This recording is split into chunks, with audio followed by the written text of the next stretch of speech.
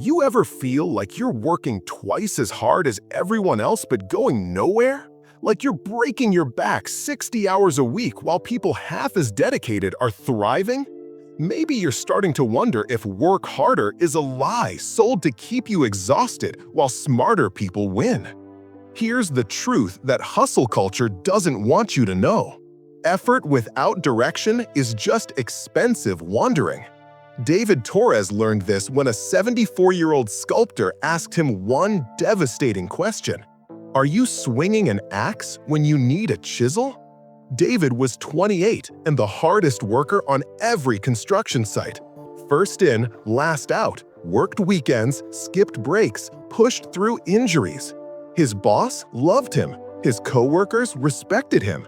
His body was falling apart, and his bank account still empty. Meanwhile, his friend Marcus worked 30 hours a week learning to code and just bought a house. The injustice ate David alive. I work twice as hard as him, David would rage to anyone who'd listen. Why am I still broke? Why do lazy people get ahead while I destroy myself? Nobody had an answer until Miguel. David was eating lunch in the park, watching an old man carve a massive stone into something beautiful. What struck David wasn't the artistry, it was the effort, or rather, the lack of it. Miguel's movements were tiny, precise, almost lazy compared to David's brutal pace on job sites. David walked over, half annoyed. "You don't work very hard, do you?" Miguel looked up, smiled. "Come here, let me show you something." He pulled out a machete and pointed at a block of marble nearby. "Make this into a sphere. Work as hard as you want." David grabbed the machete and attacked. Powerful swings, loud crashes, sweat pouring. He gave everything. 30 minutes later, breathing hard, he stepped back. The marble was smaller, rougher, nowhere near a sphere, just a jagged mess. Miguel took the machete back, pulled out a small chisel. Watch. Tap, tap, tap. Tiny strikes, deliberate movements, no wasted energy. 10 minutes later, a perfect curve emerged where chaos had been. "The axe is force," Miguel said quietly. "Strong, loud, exhausting. It breaks things. The chisel is precision, quiet, strategic. It creates things.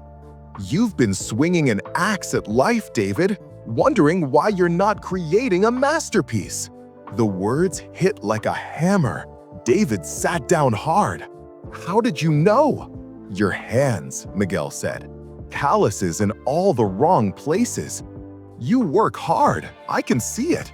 But hard work on the wrong thing is just noise." He tapped the chisel against stone. Tap, tap, tap. Before you work harder, ask if you're working on the right thing. Over the next 6 months, Miguel taught David the chisel philosophy. Every Sunday, David came to the park, brought coffee, watched Miguel work, asked questions. "Why do people like me work so hard but stay poor?" Miguel's answer was simple. "Because you're optimizing the wrong variable. You're trying to swing the axe harder and faster. But speed doesn't matter if you're cutting the wrong tree. The world doesn't pay for effort, David. It pays for results, and results come from precision, not force." David started applying it everywhere.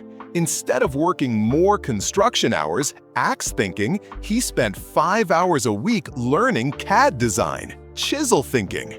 Instead of taking every overtime shift to prove his worth, axe, he networked with architects twice a month, chisel. Instead of being the guy who worked hardest, axe, he became the guy who solved the most expensive problems, chisel. The shift felt wrong at first, like he was being lazy, like he was cheating, but the results were undeniable. 3 months in, an architect David had networked with hired him to consult on a project. One conversation, 2 hours of work, paid more than a week of construction. David stared at the check, stunned. "This doesn't feel right," he told Miguel. "I barely worked for this." Miguel laughed. "That's because you're confusing effort with value. The axe requires maximum effort for minimum result. The chisel requires minimum effort for maximum result. Which sounds smarter?" 6 months after meeting Miguel, David's life looked completely different. He was making triple his old salary, working 35 hours a week as a construction project manager. Not because he worked harder, because he worked strategically. He stopped optimizing for effort and started optimizing for impact. The moment that validated everything happened when his old foreman Jerry showed up at David's new office. Jerry had been laid off. The same Jerry who used to praise David for working 70-hour weeks. The same Jerry who'd say, "That's what I like to see," when David skipped lunch. "You were always the hardest worker," Jerry said, bitter and confused. "How did you get ahead of me?" David looked at him, remembered who he used to be. "Jerry, I spent 5 years trying to be the hardest worker. Know where it got me? Exhausted, broke, injured. Then I met someone who taught me that the world doesn't care how hard you work. It cares what you produce. And production comes from working on the right things with the right tools." Jerry left angry. David felt sad because he knew Jerry would keep swinging the axe harder, wondering why the chisel people kept winning. 1 year after their first meeting, David visited Miguel with a gift, a custom chisel set engraved with precision over force. Miguel held it, eyes wet. "Come, I want to show you something." He led David to the back of his workshop. Dozens of old tools hung on the wall. 40 years ago, I was you," Miguel said. "Strongest blacksmith in the city, worked harder than anyone, swung the biggest hammers, broke my body proving my strength." He pointed at the tools. "Then I broke my back, literally. Couldn't swing a hammer anymore. Had to learn the chisel. Best thing that ever happened to me." David stared. "You were forced to change." "And you chose to," Miguel said. "That makes you smarter than I was. Most people never learn. They just swing harder and harder until something breaks. You learned before the breaking." David left with tears in his eyes and clarity in his heart. He understood now. Success isn't about working harder than everyone. It's about working smarter on things that matter. The axe is loud and impressive. The chisel is quiet and effective. One breaks rocks. One creates art. 3 years later, David runs a consulting firm teaching construction companies efficiency. His tagline? Stop swinging axes, start using chisels. And every client gets the same first question.